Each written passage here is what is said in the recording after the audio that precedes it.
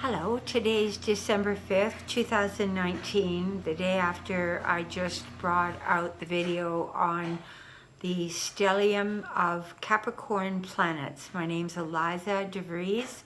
If you would like a personal astrological or mediumship or intuitive reading with me, please write to my email at angelicmercy44@gmail.com. Also, don't forget to subscribe if you like the channel, and I love to read your comments, so if you can leave them on my page on YouTube, that would be fabulous. So one of the things that I did not mention yesterday that I wanted to bring up today is that on Christmas Day in the evening we are having a solar eclipse in Capricorn. So we were talking about all these Capricorn energies that were combined with Pluto and how that destruction, regeneration energy of all the structures and belief systems in our own lives are being profoundly affected in our country and on a world basis.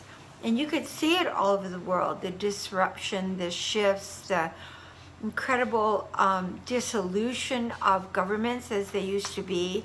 In other words, nothing after this transit, which is building to just, January 12th, nothing will be the same. Now, on Christmas Day in the evening, around 9:15 p.m. Pacific Standard Time, which is around midnight elsewhere in New York, Washington, we're going to have the sun conjunct the moon, conjunct Jupiter, conjunct, and then three other planets operating. We'll have Saturn in Capricorn, almost up there touching Pluto in Capricorn. And all of this is going to be in our fifth house of creativity. The reason I'm bringing this up is because this is a precursor. The solar eclipse usually has a profound impact on our lives for the next year to 16 months. Lunar eclipse, about 6 months effect, but the solar eclipse is very, very powerful. It's like an intensification of the solar energy where the sun is actually eclipsed by the moon. So with that sun conjunct moon conjunct Jupiter, there will be an uplifted feeling, but there will also be that lurking, heavy feeling of Saturn in the wings, ready to join up with Pluto. Now, the main focus of my reading today is because we're dealing with this stellium of Capricorn planets worldwide, I wanted to go around the chart and quickly explain how that affects your chart. So I'm going to start with Aries Rising because that's the first sign of the zodiac, and where the Aries Rising, or sometimes if you don't know your ascendant, the Aries sun sign is going to most feel this stellium. And it is going to feel it the most in its 10th house. Now, the 10th house is how the world sees us. It's our house of our profession. It's the house of our status in the world, our reputation, how the world sees us in our personal value system. With that stellium of Capricorn planets up there and Saturn moving to conjunct Pluto, our whole way of approaching work, or why we want to work, or the ethics of our work, or cleaning up the integrity of how we work, and also becoming really deeply aware of the reputation that we have created in the world through our work, through our gift to the world. So there's a strong focus on how can I shift my life so that it more deeply reflects my true self, my integrity, and you might even decide at that time with Pluto in there, you might even make a decision that I think I would like to change my work entirely and completely do something different. So you may have gone along and been in a financial world or in a business world. Hi, sweetie. And then it's okay, you can come in if you want. And then after that, you make a decision that you want to do something entirely different that will make you feel better about yourself. So you might shift your work from being more following what your family or parents wanted you to do to what your heart wants to do. Okay, if we move to the next sign, which would be Taurus Sun or Taurus Rising, then you would get this stellium in the 9th house. I'm not quite sure why the lights went out on that, but they did. I lost the lights, so I think I'm just going to shift it into another pile here and see. Here we go. All right, we're back on.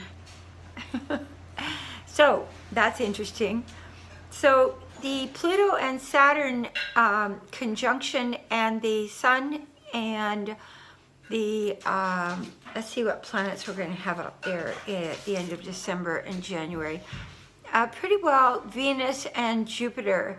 Now Jupiter's going to sit in its own house of, so if you've got something you're dealing with in the courts right now, or some kind of legislation that you're trying to put through within your own company, your own corporate world, if you want to go into higher minded studies, if you decide this is the time that I need to take a trip, I need to travel and meet people from other nationalities and change who I am. Pluto in that house is changing. You might have started out with a certain group of belief systems from your family, because Capricorn is very related to what we inherit from our family upbringing.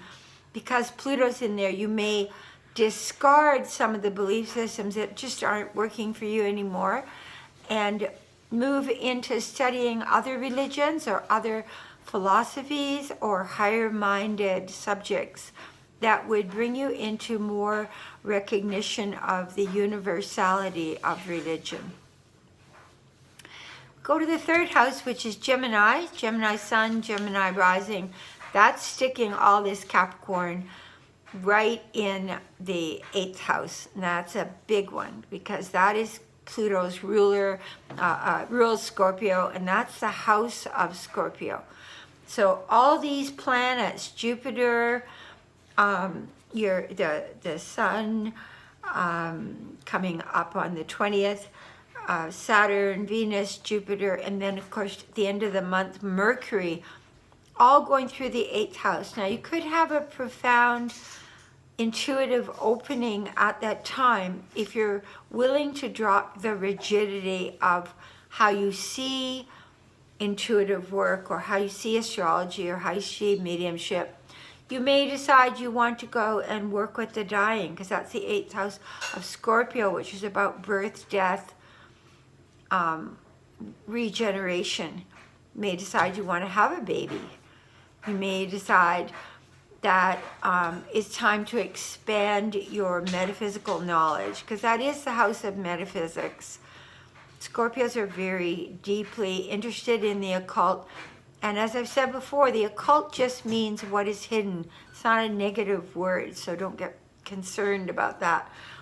The other thing I would like to say is that you may also find that if you've owed other people money, because that's the house of other people's money, joint loans and things like that, that Saturn is coming in there to make you pay off those loans and start over again. So strangely enough, that may be a time when somebody goes through a bankruptcy. Okay, if we go to the 7th house, that's the house of marriage, long-term partnerships, business partnerships, and strangely enough, it also rules enemies. hidden enemies, which is interesting because the 7th house is our shadow self. So literally, with all that Pluto, Saturn, Jupiter in there, we literally could be hiding from our shadow self. We could be hiding from what we've done wrong in this life. We could be projecting onto our partner our faults. And we could be also, with Pluto in that house, going through some kind of transformation with our partner. We might consider to enter a marriage. We might consider to depart from a marriage. It's done, it's over, and we break the laws that bind you, Saturn, and start over again. When Saturn is in that 7th house too, sometimes we feel, could even be in a relationship, but we sometimes feel lonely within a relationship because Saturn brings out the loneliness in our soul. And you've heard the old saying that sometimes people are more lonely when with somebody than when alone, if that is not a healthy, good relationship. Now we're going to move to, and that would have been in the 7th house, that would have been when Cancer was on the ascendant. So Cancer sun sign, Cancer rising. Sorry about that. I should have said that first. So now we're going to move to Leo rising. And the Leo rising puts that Capricorn in the 6th house of our health, healing, our daily regime, our diet, our attitude to structuring our life in a way that works. So if you've been sloppy about getting things done, or you haven't taken hold of your health, Pluto in there will in some way force you to shape up and to get on a good exercise program, or just more discipline about your food or drinking or whatever. But you're going to feel that, first of all, you might feel defeated by your health or by the regime of your life. But ultimately, with Saturn and Pluto in there, I think you would end up creating a new structure to how you honor your body and how you honor your health. So now we move to Virgo. Virgo rising, Virgo sun would put that Capricorn energy, that stellium. This is powerful to have these stelliums sitting in one house for so darn long. It's going to put that stellium in your 5th house. The 5th house is the house of love affairs, our children, our creative force. And think about it, children are a creative force that happened through the merging of two people and the giving birth. So whether it's giving birth to new ideas or a child or a new life, this is a happy house. This is a house ruled by the sun. So it may be that you look at your life and you say, do I have enough joy in my life? Am I making enough time for fun? Am I enjoying my children enough? Am I making it too tough, too disciplined, and too wearisome for my children? Do I need to lighten up and realize that none of us are in competition with each other, that we're here to enjoy the creative beauty of our own soul? You may pick up a paintbrush. You may pick up a guitar, start to learn the guitar. You may pick up a new way of dancing, a new way of expressing through your body, a new way of feeling beautiful, glamorous. Leo loves to be glamorous and gorgeous, right? And to find something beautiful about yourself and treat yourself. Because this is going to feel for a while heavy, then it's going to feel regenerative. Especially now that Jupiter's in there, it's going to help you get over yourself and lighten up. Now we come to Libra. So the Libra on the ascendant puts all of this Capricorn Libra Sun or Libra Rising puts all this Capricorn into the fourth house of the home, the fourth house of the deeper psyche. Because if you think about it, our inner being, our subconscious, that's also our true home. And it's our deeper aspect of introspective thought. So having all that Capricorn in there and the Saturn in there, you might have gotten serious about even having therapy, delving into your own subconscious, doing some deep self-reflection on how you've lived your life and looking at your actions and taking responsibility for your actions. Because it also rules the home and where you live. You may have found that things got tight about how to keep or hold on to your home, or you may have decided the home is too much and you need another type of home, or it may be that you move altogether, because all of this is relating to our sense of inner security. And as we all know, our home gives us a great sense of inner security. Moving now to Scorpio. So Scorpio is ruled by Pluto. So Scorpio now is dealing with Scorpio Rising, Scorpio Sun. But mostly Scorpio Rising is dealing with Pluto, Saturn, Jupiter, and Venus at this time in the third house of communication. That house is also the house of short trips, siblings. It's a Gemini house, so it's going here, going there, how we talk to people, how we communicate, how we write. You might decide to start writing. You might get serious about your writing. You might be a writer, say, I'm going to write a serious novel. If it's about your verbal communication with others, you might really take a look at that. You might find that you're too heavy-handed with others, that you need to lighten up, you need to back off, you need to be with Saturn in there, you realize the karma of the words that you've said to others, what that's felt like, what that's meant. And so there's a lot about your communication that you are probably cleaning up or becoming more consciously aware of your communication in a profound way. Now we go to Sagittarius, Sagittarius Rising, which is putting all this Capricorn in the second house. In the second house of our day-to-day values. What are our deepest core values? Now, interestingly enough, the United States chart has all this Capricorn going through its second house. So it's not surprising that we're seeing this karmic retribution through the values that we have expressed and shown to the world. We're getting the karma of that back. And if we've been the braggart with our words, or we've been arrogant with our words, or we have and values and toss them around like we're at the top of the heap, there's probably retribution coming back right now. For example, yesterday, seeing the president at NATO and people laughing behind his back, and it's kind of like America is not viewed with the same values that they used to be viewed with. So we're taking a good hard look at our values and how to restore our value system around the world. How we treat immigrants, how we are about guns, how we are about treating the people in our country that are ill. Those are values. That is our compassion level.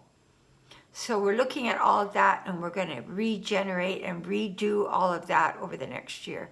Going to see some big changes. And if the Pluto's acting out in a negative way, you're going to see one party try to do away with some of the medical opportunities, and the other party go full force to try to restore more opportunity and more sense of protectiveness to people that need that help. Now we're coming to the Capricorn Sun, the Capricorn Rising. So all of this is in your first house. So it's all about you remaking yourself.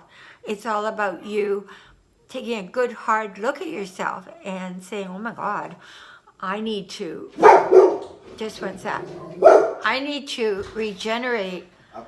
I need to regenerate how I am as a person, bringing myself forward in the world, how I'm expressing myself, how I'm showing myself as a being. Maybe I need to regenerate and redo my whole way that I present myself to the world. Maybe I'm trying to look too young, or I'm not taking care of myself, or I'm too prideful, come off too egotistical, too full of myself. So all of that you're going to take a good hard look at. Moving now up to Aquarius. So here we are with Aquarius. The Capricorn is, we've come to Sag, and the Sag had the Capricorn in the second house, then the Capricorn. So now we come to the Aquarius. So we have the Capricorn in the 12th house. So that Aquarius is sitting up in the 12th house in a very hidden, behind the scenes, fragile, vulnerable house. So we're getting all of our Achilles heels triggered. And Saturn going through that 12th house, we're cleaning house, literally, for the next 30-year period of our life. When Saturn goes through our 12th house, it's kind of like it sweeping up from our life all that we've done in the last 29 years and trying to clean it up. And Pluto in there is burning it all away and saying, take a good hard look at this. And we may have even looked at ourselves as, are we mentally stable? Are we dealing with a strong mental stability? Are we acting from a deep, and it is the house of Pisces, it's a very spiritual house. So are we actually honoring this spirituality in our life? Or are we, as an Aquarius rising, too detached from our own spirituality? So Jupiter in that house is coming in to help you reconnect with your inner being and to gain a stronger sense of purpose, inner purpose, and deep understanding, because Pisces does rule the suffering in our being. So we're taking a good hard look at our suffering. What was the reason for it? Are those wounds still there? Do I need to do something about those wounds because I'm feeling them right now so acutely? The final house that we're going to take a look at is the house of Pisces rising or Pisces ascendant, and that is putting Capricorn up in our 11th house of friends. And I talked a little bit about that yesterday, about the fact that we could have gone through, with Pluto in there, the death of friends. We could have gone through the abandonment by friends. We've had some karmic retribution through friends, or we may have become more selective with our friends. Saturn is now honing away friendships that really are not real friendships, and taking a good hard look at the choices we've made in friendship.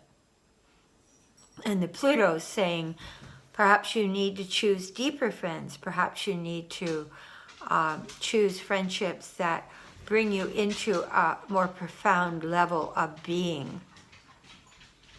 Jupiter coming in there, I do feel it's going to bring in new friends. I feel it's going to feel that you're going to draw some spiritual friends. And I feel you're going to have more boundaries. You're going to get stronger boundaries with your friends.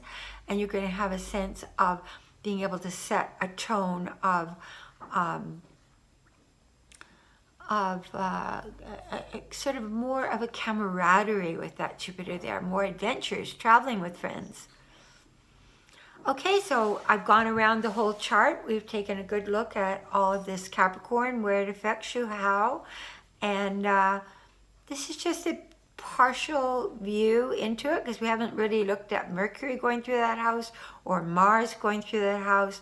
But you can consider that Mercury is coming into that house on the 29th of December, and Mars is coming in on the middle of February to March 20th. So, and that's all going to still sit with that Pluto and that Saturn. So whatever house we've talked about today, it is definitely affecting you profoundly, because we don't get stelliums in our houses very often. So this is a strong time for the world too, for globally, it's a strong time. Okay, take care, God bless you, and remember to turn to mercy over avenging situations, turn to mercy and forgiveness and divine wisdom as a pathway through life. It will give you much greater inner peace and a sense of connecting with your own inner joy. Thank you.